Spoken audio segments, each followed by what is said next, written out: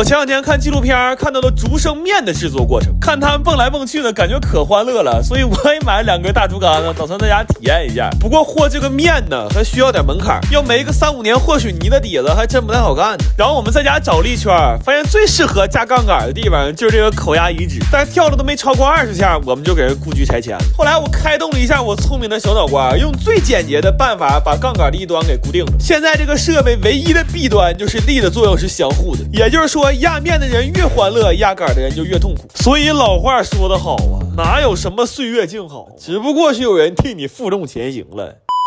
然后这么压太累了，我们其实还尝试了一下豚生面，但这面团太硬了，试了几下之后差点没给后胸磨平了。我看纪录片里讲，老师傅35分钟就能压10斤面，但我们却整整折腾了8个小时。接下来就可以用压面机了。我其实怀疑过这玩意儿是不是从一开始就可以代替竹竿，但人太多我也没敢生长。再一个刀头好像也买错了，这看着也不像竹升面呢，就这宽窄，这怎么看怎么像珠江面呢。后来我寻思珠江就珠江吧，4个人已经凑不出一条好腿能接着竹升了，然后就准备吊汤做云吞了。这会儿我们已经累懵了，这一瓶水说干就干了，珠江去了，这云吞吧我都不好意思说，学了1个多小时包成这熊样。就我们包这玩意儿，吃云吞的和吃馄饨的看了都沉默了。历时了2天1.5夜，我们终于在2伏那天的最后10分钟压哨吃上一口热乎面条，然后在饭店还买了一份云吞面，感觉跟我们做的除了名一样，剩哪儿都不一样。但我坚持认为还是自己做的这份更好吃。不过其实挺好奇的，就是第一个人是怎么想到这种制作方式的呢？但我估计他千想万想，怎么也想不到在几千公里之外的东北，有4个大小伙子差点给他演变成了断子绝孙面。我最近特别想吃冷面，但是饭店卖的要不是辣白菜不好吃，要么就是牛肉给的少，所以我买了200斤牛腱子和1000斤白菜。我打算从这4样东西入手，在家做一个豪华版的冷面套餐包。为了能做的好吃一点，我还特意买了个腌辣白菜的配方。不过配方这东西越专业它就越麻烦，就光调这个腌料就用了10几种食材，而且配方说要想腌的均匀，需要把白菜打开，每一页都抹上腌料。这事儿可真是太熬人了，这半吨白菜切完之后现在得有3万来页。我是真没想到，就光腌辣白菜我们就在这干了1页又1页，妈这事儿可真是离了大谱了。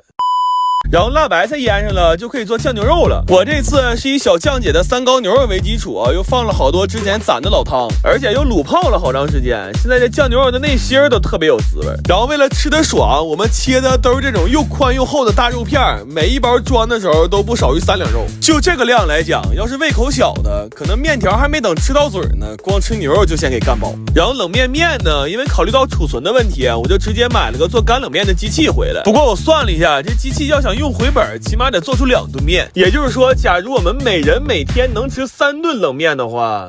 要想回本就得连吃3年。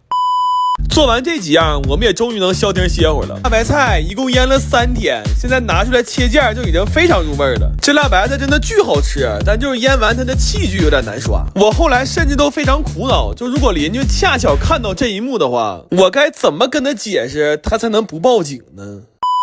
后来为了让这冷面吃的时候更香，我先炖了一锅纯牛肉汤，然后以这锅肉汤为原汤，给每一份冷面又配上了一袋酸甜口的汤包。现在每一个冷面包里都是汤面菜肉4样东西，这一袋光成本就要干到40块钱了。然后回家只需要把冷面煮开，把所有东西都倒里，再放上一点自己愿意吃的小配菜，就会得到一份在任何饭店都吃不到的顶配大冷面，而且它还是减脂餐。这等夏天大热的时候，把汤汁先冻点冰茶再拿出来，然后再配上20个羊肉串，等把所有东西都吃完了，再把这碗酸酸甜甜的冷面汤喝了。这夏天过的，我的妈呀，那真叫是一个死而无憾。我最近对磨面粉这事儿特别感兴趣，正好我弟最近发现一个好吃的荞麦面，所以我买了60斤荞麦，打算做点粗粮。于是在一个风不调雨不顺的日子里，驴儿们又再一次拾起了那熟悉的磨盘。不过磨这玩意儿还挺上头，跟个圆规似的，给地板都画出来了。但是这个石碾子和石磨还不一样，它转多了迷糊。为了不吐到磨盘上，我们想了很多办法，但是发现戴上眼罩更迷糊。就我怀疑驴其实也迷糊，但他就是吃了少掌握一门外语的亏，所以他有苦说不出。真的就这么说吧，那天狗好信跟着一起磨了一袋，后来给狗都转吐个嘚儿的了。然后过一遍筛就可以得到荞麦面粉了。就很明显能看到自己磨的粉并不白，不过比面粉更珍贵的是这些荞麦皮，就是为了多攒点荞麦皮才买的60斤荞麦。我打算缝出一个世界上最舒服的荞麦皮枕头，所以我又花了150块钱买了个缝纫机，据说当年它的始发价格就是这些。然后我们用了5个小时才学会如何组装呢，后来师傅实在熬不动了，说你们赶紧出师吧，结果我们当场被劫了。距离我们研发出世界上第一款长在掌心上的枕头就差了2公分，活有劲儿了。我发现我在这个领域其实有很大的天赋，大概用了10分钟，我就可以熟练的把这个缝纫机踩冒烟了。这枕头看着多板正，一点毛病没有。重点是配色，我们选用的是当下最前沿的主流审美。它有一个很洋气的名字 ，Two Hands Rose Style。